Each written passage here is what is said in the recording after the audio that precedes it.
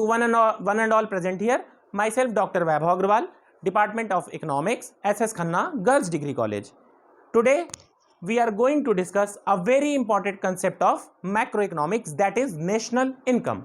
And the concept of national income is not only important for your UG and PG classes, but it will equally beneficial for your different competitive examination. But before starting the concept of national income, I want to extend my heartfelt gratitude to our principal ma'am, course coordinator Soumya ma'am, and to whole organizing committee, and to our respected Rita ma'am. Now without wasting our time, let's discuss about the national income. देखिए, हम लोग राष्ट्रीय आय की संकल्पना को, national income की संकल्पना को समझने की कोशिश करने जा रहे हैं. अब यहां पे दो वर्ड्स हैं, national and income. And national income को समझने के पहले अगर मैं आपसे, if I ask you one question, what do you understand by income, तो you have to mug up at least one sentence from right now. अब आपको एक सेंटेंस रट लेना है कि अगर कोई आपसे पूछता है कि राष्ट्रीय आय का क्या मतलब होता है, तो in a simple words you have to say production is a income. Production is a income. Production is a income. उत्पादन ही आय है in respect to any economy और in the concept of national income. यानी किसी अर्थव्यवस्था में, किसी इकोनॉमी में जो भी प्रोडक्शन होता है, जो भी उत्पादन होता है, वही उस इकोनॉमी की, वही उस अर्थव्यवस्था की इनकम कहलाती है. और समझने की कोशिश करते हैं. Production is a income. उत्पादन ही आय है. आपको मालूम है, in any economy there are different types of resources. There are natural resources, there are physical resources, there are human resources. किसी भी अर्थव्यवस्था में आपको मालूम है कि भौतिक संसाधन भी होंगे जिनके माध्यम से प्रोडक्शन प्रोसेस एग्जीक्यूट किया जाएगा. प्राकृतिक संसाधन भी होंगे, मानवीय संसाधन भी होंगे, और साथ ही साथ भौतिक संसाधन भी होंगे. Means in any economy there are natural resources, physical resources and human resources as well, and that combined together to produce variety of goods and services, and the net monetary value of all these products in a given time period is called income of the economy. अब देखिए, एक example के through हम लोग इसको समझने की कोशिश करते हैं. मैंने आपसे कहा कि किसी अर्थव्यवस्था में प्राकृतिक संसाधन भी होगा, मानवीय संसाधन भी होगा, और साथ ही साथ भौतिक संसाधन भी होगा. और जब ये तीनों एक साथ मोबिलाइज होंगे, प्रोडक्शन प्रोसेस में इन्वॉल्व होंगे, तो प्रोडक्शन होगा. For example we can take the example of farmer. मान लीजिए एक किसान है, इकोनॉमी का हिस्सा है. किसान खुद क्या है? Farmer is a human resource. Farmer, किसान एक मानवीय संसाधन है. उसके पास एक हल है. Farmer has a plough. Plough means physical resource, भौतिक संसाधन. ये मानवीय संसाधन हो गया किसान. उसके हाथ में जो हल है, जो प्लॉ है, वो आपका भौतिक संसाधन हो गया. एंड फार्मर जब लैंड में हल चलाएगा, then land is a natural resource. Natural resource. Farmer is a human resource and plow is a physical resource. अब जब ये तीनों संसाधन, तीनों तरह के resources, human resource, physical resource और नेचुरल रिसोर्स आपस में कंबाइंड होते हैं, तो प्रोडक्शन प्रोसेस एग्जीक्यूट होता है. Without these resources we cannot execute, or any economy cannot execute the process of production. अब देखिए, किसान ने हल के माध्यम से भूमि पर खेती की तो उत्पादन हुआ. यानी एग्रीकल्चर में ह्यूमन रिसोर्स भी लग गया, उसके हाथ में जो हल था, भौतिक संसाधन, वो भी यूज हो गया, और साथ ही साथ लैंड का यूज कर लिया. तो तीनों के मिलने से ही प्रोडक्शन प्रोसेस एग्जीक्यूट हो सका. We can say without these resources any economy cannot execute the production process. अब देखिए ये तीनों जो है human resource, physical resource and natural resource combined होते हैं। अब मान लीजिए मैंने आपसे कहा कि किसी इकोनॉमी के रेफरेंस में प्रोडक्शन इज इनकम, उत्पादन ही आय है। अब मान लीजिए और इसको समझने की कोशिश करते हैं। मान लीजिए any economy in a given time period produces 10 kg of wheat, यानी किसी अर्थव्यवस्था में मान लीजिए इमेजिनरी एग्जांपल में केवल 10 kg व्हीट का प्रोडक्शन हुआ, उत्पादन, plus economy manufactures 100 litres of oil, 100 litres of oil, as well as economy manufactured 100 meter of cloth, 100 meter of cloth, and doctor executes two operations done by the doctor. अब आप ये समझिए कि किसी अर्थव्यवस्था में 10 किलोग्राम व्हीट यानी गेहूं का प्रोडक्शन हुआ, उसी समय अवधि में, उसी टाइम पीरियड में 100 लीटर ऑयल का भी प्रोडक्शन हुआ, 100 मीटर क्लोथ का प्रोडक्शन हुआ या मैन्युफैक्चरिंग हुई, और साथ ही साथ डॉक्टर ने 2 ऑपरेशन भी किया। अब आपसे पूछा जाए what is income here, then you will have to add all these things in a simple way. अब आपसे मैं कहूं कि मैंने आपसे कहा प्रोडक्शन इज अ इनकम, उत्पादन ही आय है, और उत्पादन क्या है, व्हीट का उत्पादन हुआ है, ऑयल का उत्पादन हुआ है, क्लोथ का उत्पादन हुआ है, और डॉक्टर ने 2 ऑपरेशन किए हैं। अब इन सारे प्रोडक्शन को ऐड कर दिया जाए तो वही किसी इकोनॉमी की इनकम होती है। अब क्वेश्चन होगा, आप मुझसे पूछेंगे, आप में से कोई मुझसे पूछेगा sir how can we add all these things, क्या आप में से कोई ऐसा है जो किलोग्राम को लीटर के साथ ऐड कर दे? We can not add kilogram with litre, as well as we can not add metre with 2 operations. यानी अब उत्पादन तो आय है, यानी प्रोडक्शन इज इनकम, लेकिन इसको सारे प्रोडक्शन को ऐड करना एक मुश्किल काम है, क्योंकि व्हीट के किलोग्राम में है, ऑयल लीटर में है, आपका जो टेक्सटाइल या क्लोथ है वो मीटर में है, और डॉक्टर ने जो ऑपरेशन किया है वो होल नंबर में है। मींस कुछ प्रॉब्लम है, then we have to do something else for adding all these production. अब इसको सेम बेंचमार्क में कन्वर्ट करना होगा। इसके लिए हम लोग क्या कर सकते हैं, अब मान लीजिए इसको मॉनेटरी टर्म्स में कन्वर्ट कर दिया जाए। In monetary terms the value of 10 kg wheat is 100 rupees. मान लीजिए 10 किलोग्राम व्हीट का मौद्रिक मूल्य 100 रुपए के बराबर, 100 लीटर ऑयल का मॉनेटरी टर्म्स में कन्वर्ट करने पे ऐड किया again 100 rupees. The value of 100 metre cloth in monetary terms are 200 and doctor executed 2 operation and the monetary value of 2 operation is 500. Now we can easily add all these production. अब चूंकि सबको हम लोगों ने मौद्रिक रूप में कन्वर्ट कर लिया है, मॉनेटरी टर्म्स में कन्वर्ट कर लिया है, तो अब इस सारे प्रोडक्शन को आसानी से ऐड किया जा सकता है। Means the income of any economy, we can say here 100 plus 100 plus 200 plus 500 after converting the monetary terms, 100 plus 100 200 400 and 900। यानी अब देखिए ये आपको समझ में आ गया कि प्रोडक्शन इज ए इनकम, जितना भी प्रोडक्शन हुआ है उसको मॉनेटरी टर्म्स में कन्वर्ट करके ऐड कर दिया जाए तो किसी इकोनॉमी की इनकम को आसानी से मेजर किया जा सकता है। कुछ और समझने की कोशिश करते हैं, कुछ और टेक्निकल बातों को समझने की कोशिश करते हैं।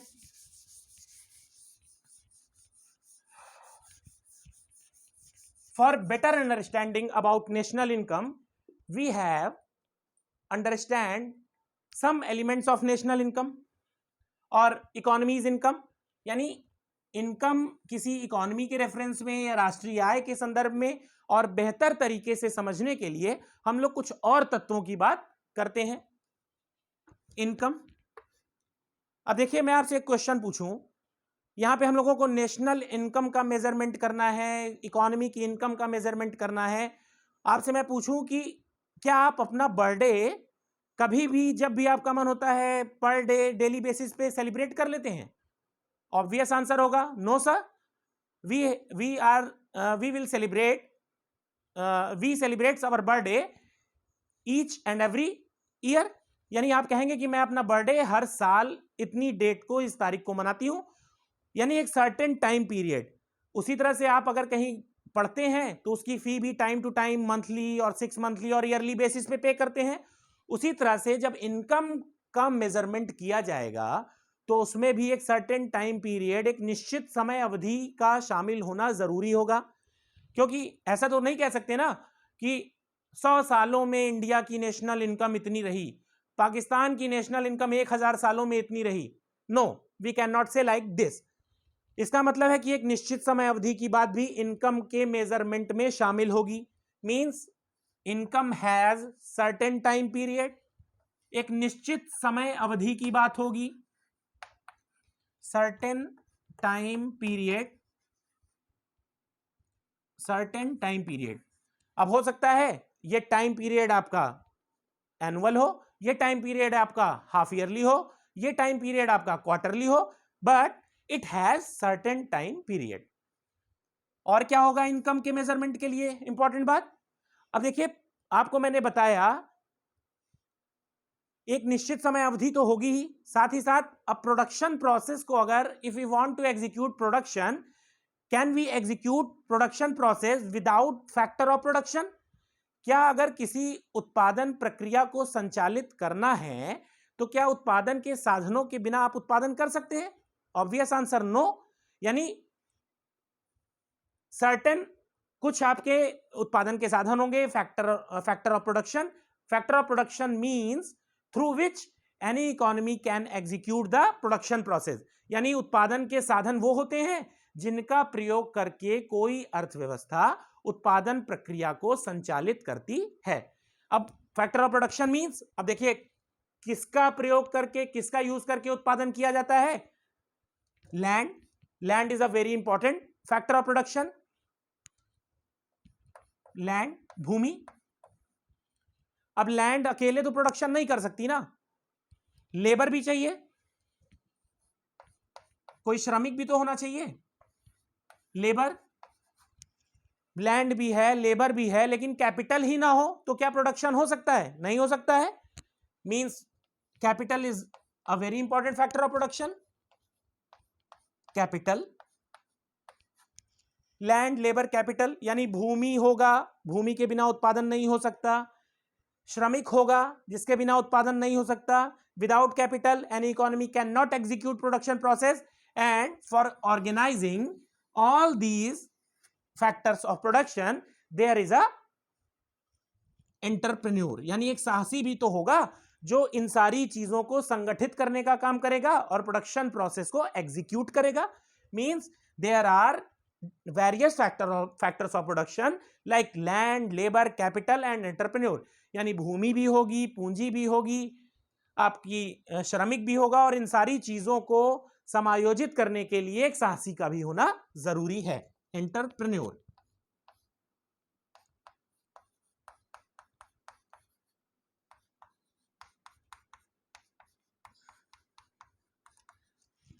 अब देखिए एक निश्चित समय अवधि में, देखिए कैसे, एक सर्टेन टाइम पीरियड की बात हो गई। नेशनल इनकम या किसी इकोनॉमी की इनकम या नेशनल इनकम के संदर्भ में अगर हम लोग समझने की कोशिश करें तो एक निश्चित समय अवधि में मीन सर्टेन टाइम पीरियड, उत्पादन के विभिन्न साधन, उत्पादन के साधन कौन कौन से हैं? Land, labour, capital and entrepreneur. अब जब ये मोबिलाइज होंगे, जब ये इन्वॉल्व होंगे प्रोडक्शन प्रोसेस में, तो कुछ प्रोडक्शन होगा। मींस लैंड, लेबर, कैपिटल और एंटरप्रेन्योर के मोबिलाइजेशन से कुछ प्रोडक्ट बनेंगे।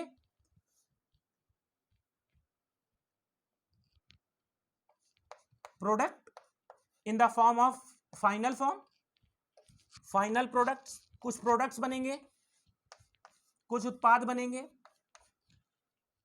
It can be mobile phone, it can be wheat, it can be oil. Doctor का ऑपरेशन भी तो एक, अब आपको वस्तु सामान जरूरी थोड़ी ना दिखाई पड़ने वाला ही प्रोडक्ट हो, ऐसा नहीं है। डॉक्टर ने जो अपनी सर्विसेज दी वो भी प्रोडक्शन है, नर्स ने अपनी सर्विसेज दी वो भी प्रोडक्शन है, टेलीकॉम इंडस्ट्री जो आपको सर्विसेज दे रहे हैं वो भी प्रोडक्शन है। Means product comprises goods and services both, यानी जो प्रोडक्ट है उसमें वस्तुएं और सेवाएं दोनों का उत्पादन शामिल होता है। Goods and services both. अब फाइनल प्रोडक्ट का क्या मतलब है? We have to measure final product, यानी जब हम इनकम की अकाउंटिंग करेंगे तो हम लोग फाइनल प्रोडक्ट को ही कंसीडर करेंगे। We can not measure the primary और secondary type of product, only we have to measure final product. अब फाइनल प्रोडक्ट का मतलब क्या है? Final product means final shape of product at the time of accounting, यानी जब national income की accounting की जा रही है और मैंने आपको बताया प्रोडक्शन इज इनकम, तो जो भी प्रोडक्ट इकोनॉमी में है उनको ऐड करना है, लेकिन फाइनल प्रोडक्ट का ही मेजरमेंट किया जाएगा। यानी फाइनल प्रोडक्ट का मतलब क्या है? मैंने आपको बताया final product means final shape of product at the time of accounting, यानी जिस टाइम अकाउंटिंग की जा रही है और उस अकाउंटिंग के टाइम जो प्रोडक्ट जिस रूप में है, जिस फॉर्म में है, वही उस प्रोडक्ट का फाइनल या अंतिम स्वरूप कहा जाएगा। अभी मैं आपको एग्जांपल के थ्रू इसको समझा दूंगा। अब देखिए, certain time period, factors of production, भूमि, पूंजी, श्रम, साहस, संगठन, कुछ उत्पाद बन गए। अब जब उत्पाद बन गए तो मैंने आपको बताया कैसे इनकम की हम लोग अकाउंटिंग करते हैं, उसको मॉनेटरी टर्म्स में कन्वर्ट कर लेते हैं, मींस नेट मॉनेटरी टर्म्स।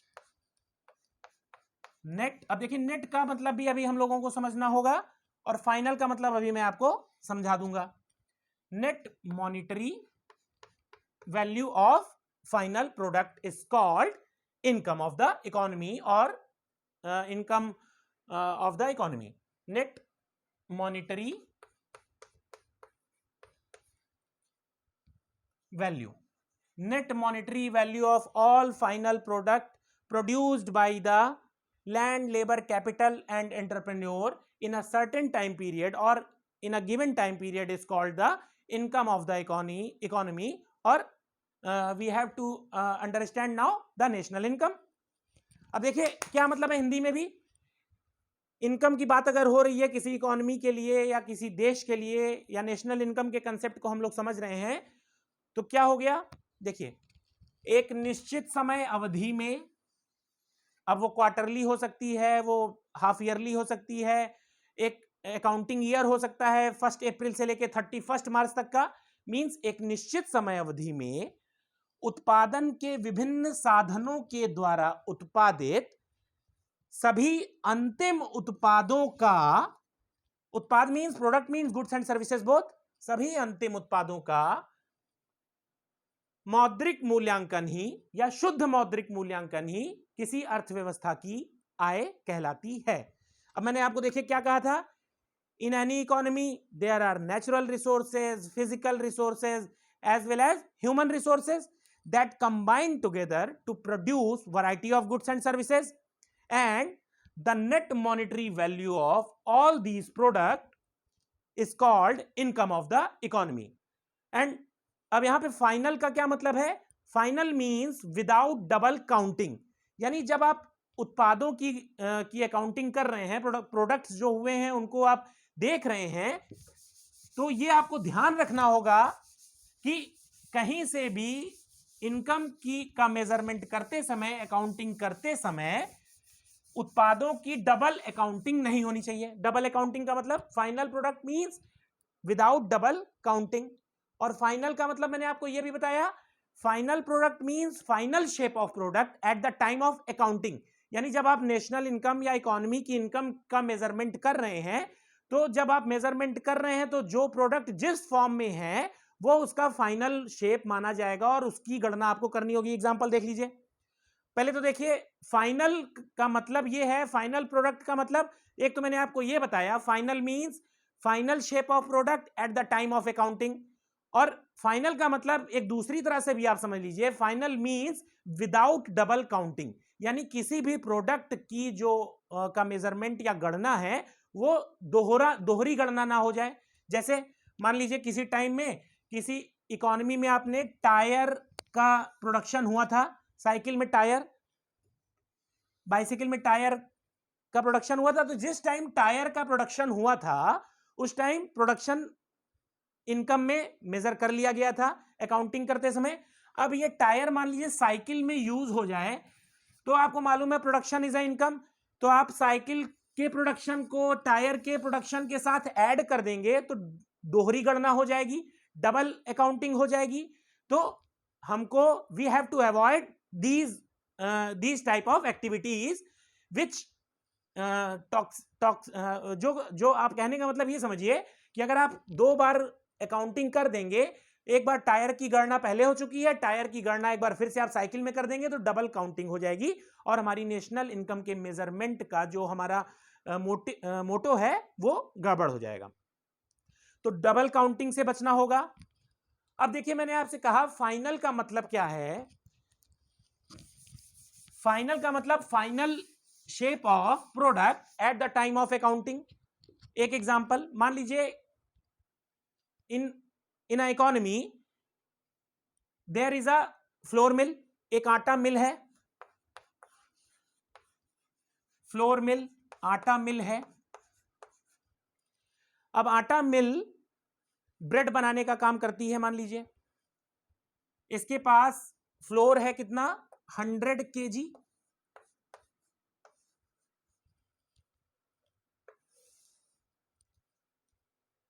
अब 100 kg में इसने 50 kg फ्लोर आटे का यूज करते हुए 50 kg आटे का यूज करते हुए 50 पैकेट ब्रेड्स बना दिए, 50 पैकेट ब्रेड्स बन गए, अकाउंटिंग हो रही है।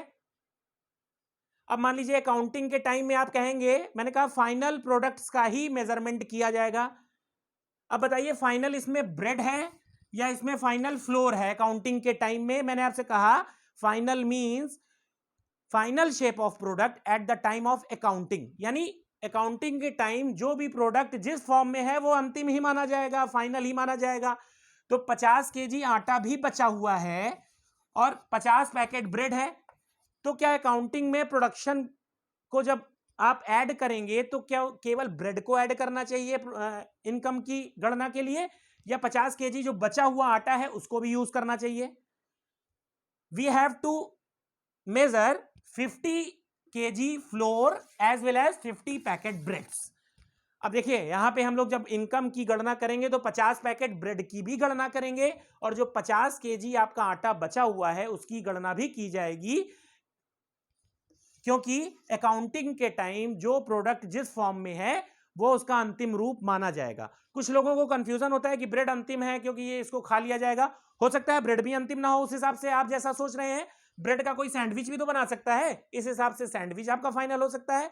तो फाइनल का कंसेप्ट ये है कि अकाउंटिंग के टाइम जो प्रोडक्ट जिस फॉर्म में है वही उसका फाइनल फॉर्म माना जाएगा और उसकी अकाउंटिंग की जाएगी। अब मान लीजिए जो 50 kg आटा बचा हुआ है, नेक्स्ट फाइनेंशियल ईयर में उसका यूज करके फिर ये मिल ब्रेड बनाएगी। 50 kg आटे का यूज करते हुए मान लीजिए इसने 100 पैकेट ब्रेड बना दिया।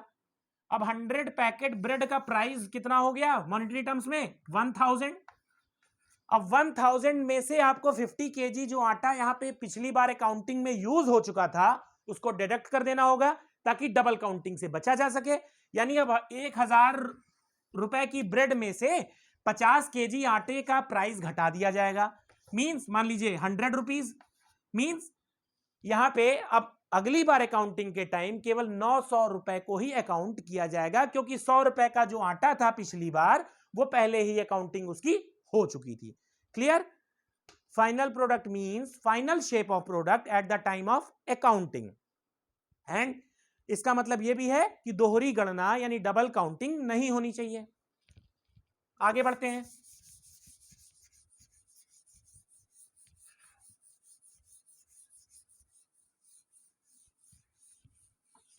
अब देखिए there are different measurement of national income या एनी इकोनॉमीज इनकम, अलग अलग मेजरमेंट होते हैं। आपने कभी न्यूज़पेपर पढ़ा होगा या पढ़ते होंगे तो आपने पढ़ा होगा the GDP of India decreases, the GNP of India increases, NDP, NNP, ये सारे कंसेप्ट आप न्यूज़पेपर में, न्यूज़ चैनल्स में सुनते होंगे। What are these all puzzles, we would discuss it all in today's class. अब देखिए जीडीपी क्या होता है, जीएनपी क्या होता है, एनडीपी क्या होता है, एनएनपी क्या होता है, ये सारे पजल्स को हम लोग सुलझाने की कोशिश करेंगे। अब आप ऐसे समझिए, यानी हम लोग ये डिस्कस करने जा रहे हैं what are the different measurement of national income, अलग अलग स्वरूप क्या होते हैं। अब आपको ये कंफ्यूजन हो रहा होगा कि डिफरेंट मेजरमेंट का क्या मतलब है। इसको समझने के लिए आप ऐसे समझिए, नवरात्रि 9 दिन की होती है, but there are 9 forms of goddess Durga. मां दुर्गा के, देवी दुर्गा के, गॉडेस दुर्गा के अलग अलग डे पे अलग अलग स्वरूपों की पूजा अर्चना लोग करते हैं। लेकिन but all forms are like Chandraghanta, goddess चंद्र घंटा, गॉडेस कात्यायनी, कोई भी रूप हो वो गॉडेस दुर्गा का ही अलग अलग स्वरूप होता है। उसी तरह से नेशनल इनकम में जब हम लोग बात करेंगे, when we talk about GDP, जब हम लोग बात करेंगे जीएनपी, जब हम लोग बात करेंगे एनएनपी, और जब हम लोग बात करेंगे एनडीपी की, तो ये सारे जो मेजरमेंट हैं ये इनकम के ही अलग अलग फॉर्म हैं। अब इनकम के इन सारे अलग अलग फॉर्म में क्या फर्क है, what are the differences among all these measurement of the national income, हम लोग समझने की कोशिश करेंगे वन बाय वन।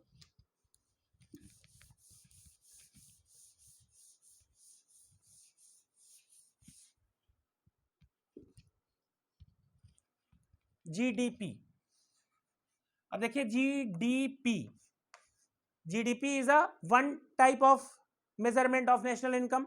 यानी जीडीपी में आपको देखिए, आपने इनकम को डिफाइन कर लिया है। आपको मैंने बताया there are different types of resources in any economy, there are physical resources, natural resources and human resources that combine together to produce variety of goods and services, and monetary measurement of all these product in a given time period is called income. यानी एक निश्चित समय अवधि में उत्पादन के जो विभिन्न साधनों के द्वारा उत्पादन होता है उनका अंतिम और शुद्ध मौद्रिक मूल्य ही आय कहलाता है किसी अर्थव्यवस्था की। अब लेकिन जीडीपी का फर्क उस इनकम से कैसे करेंगे, जीएनपी में क्या किया जाए, एनएनपी में क्या किया जाए, एनडीपी में क्या किया जाए, लेट्स डिस्कस। अब देखिए GDP, GDP is a one type of measurement of income. GDP means ji stands for gross, D stands for domestic,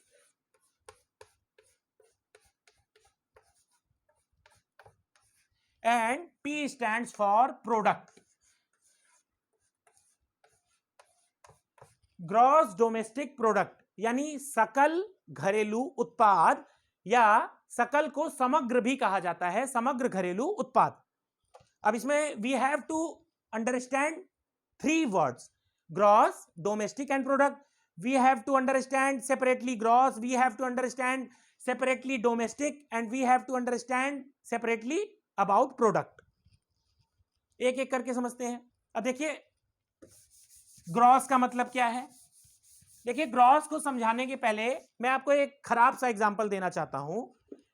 कैसे, मान लीजिए मैं आपसे एक क्वेश्चन पूछूं अगर, कि मान लीजिए किसी से मैंने पूछा कि आज आपने कितने आवर्स स्टडी की, कितने घंटे आपने पढ़ाई की, तो किसी ने मुझे आंसर किया कि सर आज मैं मॉर्निंग में सुबह 10 बजे से पढ़ने बैठी हूं और रात में 10 बजे तक मैं लगातार पढ़ती रही।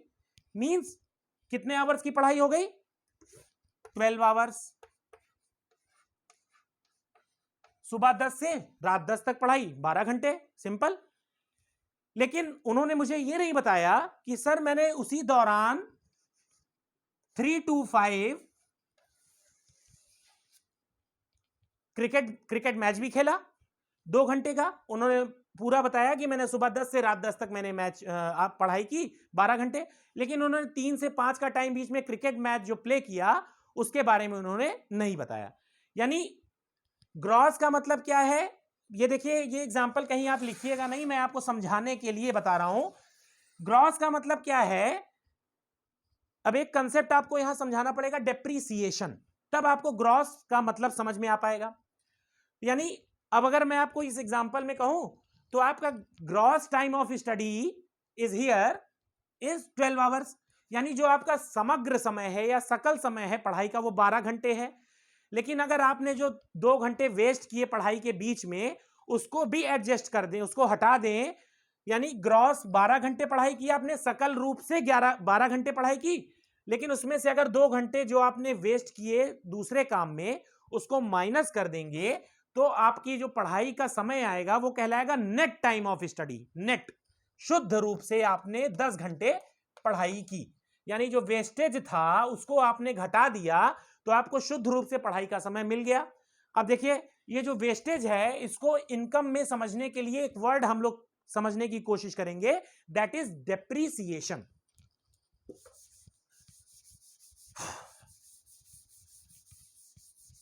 डेप्रीसिएशन, डेप्रीसिएशन वर्ड समझ लें तो जीडीपी को समझना आसान हो जाएगा। डेप्रीसिएशन, डेप्रीसिएशन, इसको हिंदी में क्षरण भी कहा जाता है, क्षरण, इसको हिंदी में मूल्यह्रास भी कहते हैं, मूल्यह्रास। ठीक है, देखिए डेप्रिसिएशन का क्या मतलब है। Depreciation means a part of capital that get consumed in a given time period due to wear and tear, यानी उत्पादन की प्रक्रिया में, माफ करिएगा, सॉरी, पूंजी का वह भाग जो टूट फूट अथवा घिसावट के कारण खप जाता है, उपभोग कर लिया जाता है, उसको ही हम लोग क्षरण या मूल्यह्रास या डेप्रिसिएशन कहते हैं। Means a part of capital that get consumed in a given time period due to wear and tear. लिखना चाहे तो आप लिख भी सकते हैं। अब देखिए क्या मतलब क्या है इसका। प्रोडक्शन प्रोसेस में बहुत सारी कैपिटल इंवॉल्व होती है। मान लीजिए we can take the example of chocolate factory. अब चॉकलेट फैक्ट्री का एक एग्जांपल ले लेते हैं हम लोग। Chocolate factory through machine, through capital manufactured 100 chocolates of 100 rupees. मान लीजिए किसी चॉकलेट फैक्ट्री ने मशीनों और पूंजी का इस्तेमाल करते हुए, उस मशीन का प्रयोग करते हुए 100 चॉकलेट बनाई और उसका मॉनेटरी टर्म्स में हमने कन्वर्ट किया तो 100 रुपए के बराबर की चॉकलेट प्रोड्यूस हुई थी, मैन्युफैक्चर्ड हुई थी। 100 rupees, 100 chocolate is equal to, मान लीजिए पर चॉकलेट मॉनेटरी टर्म्स में 1 रुपए की है तो 100 chocolate is equal to 100 rupees. 100 रुपए के बराबर की चॉकलेट बन गई। आपको मैंने बताया प्रोडक्शन इज ए इनकम, तो ये जो 100 चॉकलेट बनी 100 रुपए के बराबर, ये प्रोडक्शन ही तो है, लेकिन ये क्या है, ग्रॉस प्रोडक्शन है। क्योंकि 100 चॉकलेट को बनाने के लिए उस मशीन में कुछ टूट फूट, कुछ घिसावट, कुछ उसकी कमी हुई, यानी मशीन घिसी, टूटी फूटी। तो अगर उस घिसावट को भी हम लोग मेजर कर लें, यानी उसी को डेप्रिसिएशन कहा जाएगा। मींस अब मान लीजिए 100 रुपए की चॉकलेट थी, अब उसमें 10 रुपए के बराबर की घिसावट, डेप्रिसिएशन, टूट फूट हुई, उसको एडजस्ट कर दीजिए, यानी ग्रॉस इनकम 100, क्योंकि 100 chocolate is equal to 100 rupees, and minus टूट फूट, घिसावट, डेप्रिसिएशन, मशीन में जो टूट फूट घिसावट हुई due to wear and tear, यानी पूंजी का वह भाग जो घिसावट अथवा टूट फूट के कारण घिस गया, खप गया, उपभोग हो गया, उसी को डेप्रिसिएशन कर रहे हैं। और जब वो हट गया, घिस गया, तो आप इनकम में उसको क्यों ऐड करेंगे, इसलिए डेप्रिसिएशन को घटाने के बाद हमें नेट इनकम मिल जाएगी। Means gross income 100 rupees minus depreciation, घिसावट, क्षरण, टूट फूट को घटा दिया तो हमको नेट इनकम मिल जाएगी। Means net income. Now we can understand easily the concept of GDP. अब जीडीपी में देखिए 3 वर्ड है, ग्रॉस डोमेस्टिक प्रोडक्ट,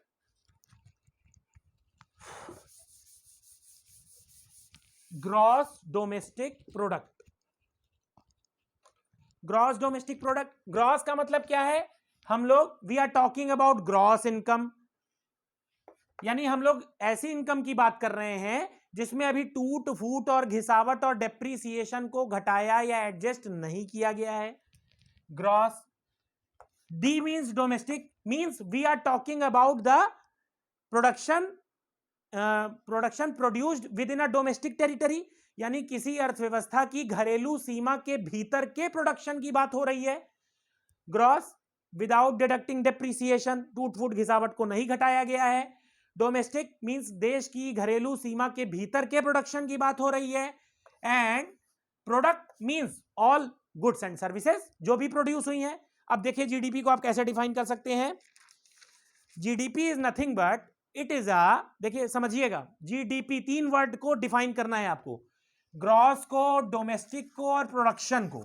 और वो सब तो ठीक ही है, एक सर्टेन टाइम पीरियड होगा, आपके फैक्टर्स ऑफ प्रोडक्शन के थ्रू ही प्रोडक्शन होगा। लेकिन जब जीडीपी आप सिविल सर्विसेज में डिफाइन करेंगे तो जीडीपी में आपको तीनों वर्ड्स को डिफाइन करना जरूरी होगा। GDP means gross domestic product, gross means without deducting depreciation, यानी इस तरह की माप में अभी घिसावट को घटाया नहीं गया है। डोमेस्टिक का मतलब अर्थव्यवस्था की घरेलू सीमा के भीतर के प्रोडक्शन की बात हो रही है, यानी भारत की घरेलू सीमा के भीतर, ऑस्ट्रेलिया की घरेलू सीमा के भीतर, within the domestic territory. And product means goods and services. अब GDP means of monetary measurement of all products. फिर से समझिएगा, GDP means a monetary measurement of all final products generated during a given time period in a domestic territory without deducting depreciation। देखिए क्या मतलब हो गया। Simple GDP को आप कैसे डिफाइन कर सकते हैं, एक निश्चित समय अवधि, इन अ गिवन टाइम पीरियड, एक निश्चित समय अवधि में प्रोडक्ट फैक्टर ऑफ प्रोडक्शन आपको मालूम ही है, एक निश्चित समय अवधि में उत्पादन के विभिन्न साधन आपको मालूम है, land, labour, capital and entrepreneur. Means एक निश्चित समय अवधि में उत्पादन के विभिन्न साधनों के द्वारा उत्पादित समस्त अंतिम उत्पादों का मूल्य ह्रास घटाए बिना देश की घरेलू सीमा के भीतर उत्पादन का मौद्रिक मूल्यांकन ही जीडीपी कहलाता है, सकल घरेलू उत्पाद कहलाता है। आसान है। Means GDP is a monetary value of all final products generated during a given time period in a domestic territory without deducting depreciation, GDP. अब देखिए इसके बाद आप आसानी से एनडीपी को डिफाइन कर सकते हैं, नेट डोमेस्टिक प्रोडक्ट। अब देखिए मैंने आपको ग्रॉस से नेट में जाने का तरीका बताया। ग्रॉस में अगर डेप्रीसिएशन को माइनस कर दिया जाए, क्षरण को माइनस कर दिया जाए, तो नेट वैल्यू मिल जाएगी इनकम की। यानी ग्रॉस से नेट पे जाना है तो डेप्रीसिएशन को माइनस करना पड़ेगा। We have to deduct depreciation from gross, then we will reach the net income, into the net income. अब अगर नेट से फिर से ग्रॉस में जाना है तो आपको डेप्रीसिएशन जोड़ दीजिए, नेट में डेप्रीसिएशन को जोड़ देंगे तो ग्रॉस फिर से आ जाएगा, ग्रॉस में डेप्रीसिएशन को माइनस कर देंगे तो नेट आ जाएगा। अब देखिए जीडीपी हो गया। एनडीपी को कैसे डिफाइन कर सकते हैं,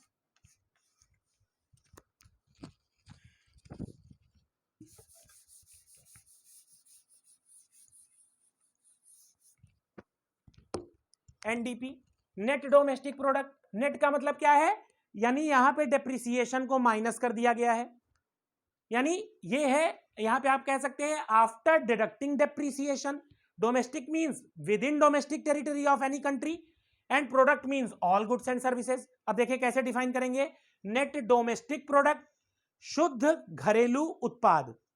शुद्ध का मतलब क्या है, आफ्टर डिडक्टिंग डेप्रीसिएशन, यानी यहां पे मूल ह्रास, क्षरण, घिसावट, टूट फूट को घटा दिया गया है। अब देखिए सिंपल वर्ड्स में कैसे डिफाइन किया जाएगा, NDP is nothing but it is a monetary measurement of final product generated during a given time period in a domestic territory. यानी देश की घरेलू सीमा के भीतर, and after deducting depreciation, after deducting depreciation, after deducting depreciation, यानी मूल राज क्षरण को इसमें घटाने के बाद आय की गणना की जा रही है। जीडीपी और एनडीपी में क्या फर्क है? जीडीपी में क्षरण घटाया नहीं गया था, एनडीपी में डिप्रीसिएशन को माइनस कर दिया गया है। वो ग्रॉस कंसेप्ट था, ये नेट का कंसेप्ट है। डोमेस्टिक वहां भी था, डोमेस्टिक यहां भी है, प्रोडक्शन वहां भी था, प्रोडक्शन यहां भी है। यानी जीडीपी में आप क्या कर दें तो एनडीपी मिल जाएगा। आपको मालूम है जब आप ग्रॉस में डेप्रीसिएशन को घटा देते हैं तो नेट आ जाता है। तो जीडीपी और एनडीपी के बीच का अंतर क्या है? डोमेस्टिक यहां भी है, डोमेस्टिक यहां भी है, प्रोडक्ट यहां भी है, प्रोडक्ट यहां भी है। तो ग्रॉस और नेट के बीच का अंतर क्या है? केवल डेप्रीसिएशन। यानी अगर आपको ग्रॉस से नेट पे जाना है तो आपको डेप्रीसिएशन माइनस करना पड़ेगा। मींस अगर आपसे कोई पूछे what is the difference between the GDP and NDP, you can easily say the difference between GDP and NDP is depreciation, and if we deduct depreciation from GDP then we will reach into the NDP। यानी GDP में अगर depreciation को घटा दिया जाए तो हमें NDP मिल जाएगा। अब मान लीजिए देश GDP की वैल्यू इंडिया की है 100 रुपीज ग्रॉस डोमेस्टिक प्रोडक्ट। अब इंडिया में वियर एंड टीयर घिसावट टूट फूट 10 रुपए के बराबर की हुई तो NDP आ गया आपका 90 रुपए। Means the value of GDP is 100 and the NDP of the India is 90 rupees, because we have adjusted the depreciation in the gross। Clear? अब देखिए टाइम कम है, देखिए, और कंसेप्ट बहुत डिटेल में समझने की जरूरत है। हम लोग जितना कर पाएंगे करेंगे, फिर कभी मौका मिलेगा तो फिर करेंगे। जीडीपी एनडीपी, अब देखिए तीसरा जो इंपॉर्टेंट कंसेप्ट है GDP NDP GNP. GNP, GNP क्या है? अब यहां पे देखिए ग्रॉस आपको मालूम है, प्रोडक्ट आपको मालूम है, यहां N means national, gross national product, gross national product. यानी ग्रॉस का मतलब आपको मालूम है विदाउट डिडक्टिंग डेप्रीसिएशन, यानी ऐसी हम इनकम की गणना कर रहे हैं जिसमें अभी मूल ह्रास क्षरण को घटाया नहीं गया है। प्रोडक्ट आपको मालूम है all goods and services produced in the economy, product. अब नेशनल को समझने के लिए क्या किया जाए? आप जानते हैं today's globalised world, in this today's globalised world any economy can not survive without foreign trade. यानी कोई भी अर्थव्यवस्था बिना विदेशी व्यापार के आज के इस वैश्वीकृत माहौल में पनप नहीं सकती, सरवाइव नहीं कर सकती। तो नेशनल को समझने के लिए कुछ कंसेप्ट हम लोग देखिए समझते हैं।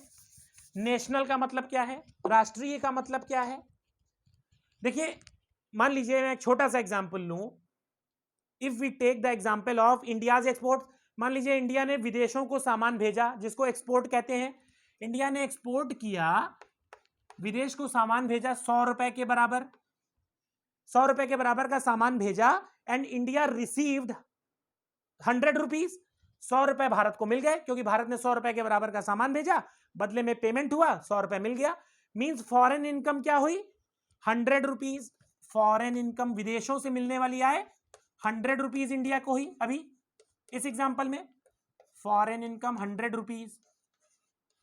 लेकिन if we talk about net foreign income, शुद्ध विदेशी आय, this is only simple foreign income. लेकिन if we talk about the net foreign income, शुद्ध विदेशी आय, यानी शुद्ध 100 rupees is a foreign income.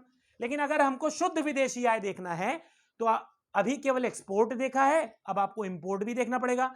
Bharat ने 100 रुपए के बराबर का सामान भेजा और बदले में 90 रुपए के बराबर का सामान मंगवा भी लिया। 100 रुपए का भेजा, 90 रुपए का मंगवाया, तो इंडिया की नेट फॉरेन इनकम क्या हुई? 100 माइनस 90, 100 माइनस 90, यानी 100 रुपीज दिया, 90 रुपीज 100 मिला, 90 पेमेंट कर दिया, तो मिला तो केवल नेट 10 रुपीज। मींस इंडिया की नेट फॉरेन इनकम यानी export minus import 100 minus 90 is equal to 10, and 10 is a net foreign income. शुद्ध विदेशी आय। ठीक है, अब देखिए जैसे आपने अब ये याद रखिए कि एक्सपोर्ट किया था 100 का, इंपोर्ट किया 90 का, तो 10 रुपए शुद्ध विदेशी आय हमारी हुई, इंडिया की हुई। Net foreign income is 10 in this example. शुद्ध विदेशी आय 10 रुपए के बराबर। मान लीजिए अब दूसरा एग्जांपल, अगर इंडिया ने 100 रुपए के बराबर का एक्सपोर्ट किया और 100 रुपए के बराबर का इंपोर्ट भी किया, यानी 100 रुपए का एक्सपोर्ट किया, 100 रुपए मिल गया, 100 रुपए का सामान भारत ने मंगवाया तो 100 रुपए पेमेंट भी कर दिया, तो net foreign income is equal to 0 in this example. पहले एग्जांपल में नेट फॉरेन इनकम 100 माइनस 90 10 थी। इस एग्जांपल में नेट फॉरेन इनकम 0 है, क्योंकि भारत ने जितना एक्सपोर्ट किया उतना ही इंपोर्ट कर लिया। तीसरा एग्जांपल, अगर इंडिया ने एक्सपोर्ट किया 500 रुपए का और इंपोर्ट कर लिया 600 रुपए का, तो भारत की नेट फॉरेन इनकम कितनी हुई? 500 माइनस 600 मींस माइनस 100, यानी net foreign income is in this example is minus 100। अब आपने देखा जब एक्सपोर्ट ज्यादा किया, इंपोर्ट कम किया, तो नेट फॉरेन इनकम पॉजिटिव रही। जितना एक्सपोर्ट किया उतना ही इंपोर्ट किया, तो नेट फॉरेन इनकम 0। और लेकिन आपने एक्सपोर्ट कम किया और इंपोर्ट ज्यादा कर लिया, सामान ज्यादा मंगवा लिया, तो हमारी शुद्ध विदेशी आय माइनस में हो गई। अब देखिए नेट फॉरेन इनकम आप समझ गए, तो अब आप समझ सकते हैं एनडीपी को, सॉरी जीएनपी को, जीएनपी जैसे आपने देखा था for obtaining the net income. आपने देखा था कि जब हमको नेट पे पहुंचना था, ग्रॉस और नेट के कंसेप्ट में, तो ग्रॉस में से आप डेप्रिसिएशन को माइनस करते थे तो नेट आ जाता था। उसी तरह अगर आपके पास डोमेस्टिक इनकम आपको मालूम है, domestic means that type of income which produced within the domestic territory, यानी ऐसी आय जो देश की घरेलू सीमा के भीतर है, मींस डोमेस्टिक। तो अगर आपको डोमेस्टिक इनकम के बारे में मालूम है और आपको नेशनल इनकम पे जाना है, यहां पे जो नेशनल वर्ड यूज हुआ है, तो डोमेस्टिक में क्या किया जाए कि नेशनल आ जाए? National income. डोमेस्टिक में आप नेट फॉरेन इनकम को ऐड कर देंगे। अगर आप if we add net foreign income in domestic income, we will easily reach into the national income. घरेलू आय में शुद्ध विदेशी आय को जोड़ दीजिए तो आपको राष्ट्रीय आय मिल जाएगी। अब मान लीजिए डोमेस्टिक इनकम 100 रुपीज था, शुद्ध विदेशी आय जैसा भी हम लोगों ने 3 एग्जांपल देखा, नेट फॉरेन इनकम मान लीजिए 10 रुपए प्लस 10 है, तो आपका नेशनल इनकम आपका हो जाएगा क्या? 110, 110। मान लीजिए नेट फॉरेन इनकम 0 रहा, यानी जितना एक्सपोर्ट किया था उतना ही इंपोर्ट किया, तो net foreign income is equal to 0। तो 100 प्लस 0 इज इक्वल टू 100। अब मान लीजिए नेट फॉरेन इनकम मान लीजिए नेट फॉरेन इनकम -10 है, तो नेट फॉरेन इनकम जब -10 है तो डोमेस्टिक में आप -10 जब ऐड करेंगे नेट फॉरेन इनकम के रूप में, तो नेशनल इनकम हो जाएगा 90 के बराबर।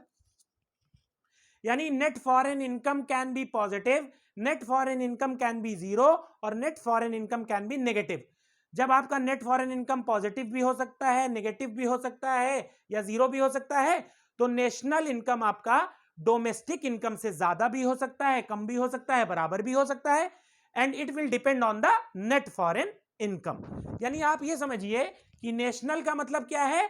जब हमने नेट फॉरेन इनकम को एडजस्ट कर लिया है, मीन आफ्टर एडजस्टिंग, और it includes the net foreign income. यानी नेशनल, डोमेस्टिक की जब हम लोग बात कर रहे थे तो डोमेस्टिक टेरिटरी के अंदर की बात की जा रही थी, लेकिन अब जब नेशनल की बात कर रहे हैं तो नेशनल का मतलब यह है कि हमने नेट फॉरेन इनकम को भी एडजस्ट कर लिया है।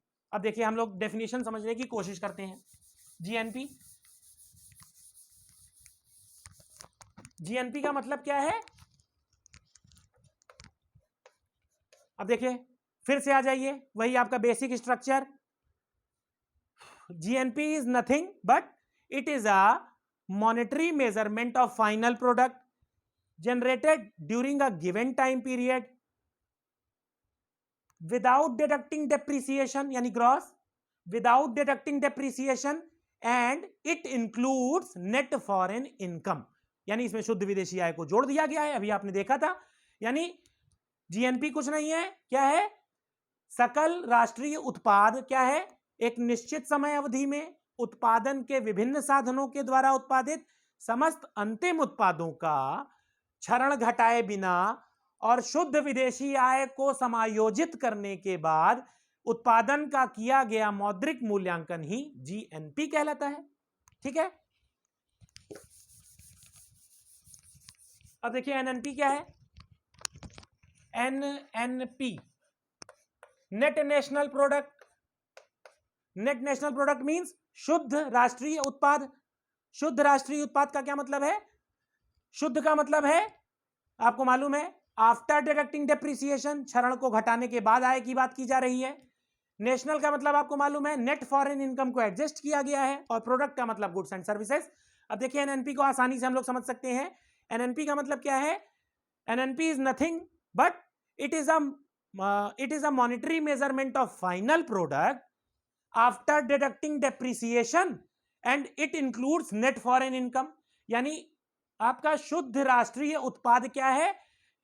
एक निश्चित समय अवधि में उत्पादन के विभिन्न साधनों के द्वारा उत्पादित समस्त अंतिम उत्पादों का मूल्य ह्रास घटाकर या क्षरण को घटाने के बाद, और साथ ही साथ शुद्ध राष्ट्रीय उत्पाद को समायोजित नेट फॉरेन इनकम, शुद्ध विदेशी आय, नेट फॉरेन इनकम को समायोजित करने के बाद किया गया मौद्रिक मूल्यांकन ही एनएनपी है। अब देखिए, आपने कहावत सुनी होगी, हरि अनंत हरि कथा अनंता। तो नेशनल इनकम का कंसेप्ट बिल्कुल उसी तरह से है, जिसमें बहुत सारी बातें की जा सकती हैं, लेकिन we don't have so much time, और मैं अपने टाइम को शायद एक्सीड करने कर रहा हूं, इसलिए मैं आपके साथ बहुत ज्यादा तो डिस्कस नहीं कर पाऊंगा। हम लोग कभी फिर मौका मिलेगा तो फिर करेंगे। तो देखिए, अब आपसे नेशनल इनकम कोई पूछे तो आप बता सकते हैं। देखिए, अब जीडीपी, एनडीपी, एनएनपी और जीएनपी में नेशनल इनकम कौन सी होगी? देखिए, यहां पे तो डोमेस्टिक इनकम है, तो नेशनल इनकम ये नहीं है। एनडीपी में भी डोमेस्टिक है, ये भी नहीं है। अब बचा एनएनपी और जीएनपी। अब यहां पे ग्रॉस है, तो ग्रॉस की बात नहीं कर सकते हम लोग। तो इन चारों एग्जाम्पल में अगर नेशनल इनकम कोई है तो वो आपका नेट नेशनल प्रोडक्ट को ही हम लोग नेशनल इनकम कह सकते हैं। और ये भी पूरी तरह से नेशनल इनकम अभी नहीं है, क्योंकि अभी इसमें बहुत सारे और भी तरीके हैं जी। NNP at factor cost, NNP at market price, NNP at base year prices, NNP at current year prices, वो हम लोग कभी और मौका मिलने पे करेंगे। लेकिन मैं आपको इन्हीं कुछ कंसेप्ट्स के साथ यहाँ पे छोड़ के जा रहा हूं। विलियम वर्ड्सवर्थ की कुछ लाइनें हैं जो मैं आपके साथ कहूंगा। Woods are lovely dark and deep and I have promises to keep and miles to go before I sleep. यानी सघन वन और अंधेरी रात, मूक नियंत्रण छलना है, अरे अभी विश्राम कहाँ, बहुत दूर तक चलना है। तो आपको नेशनल इनकम के कंसेप्ट में अभी बहुत दूर तक चलना है। इन्हीं शब्दों के साथ thank you all and best of luck to all, and thank you SS Khanna girls degree college. Thank you all.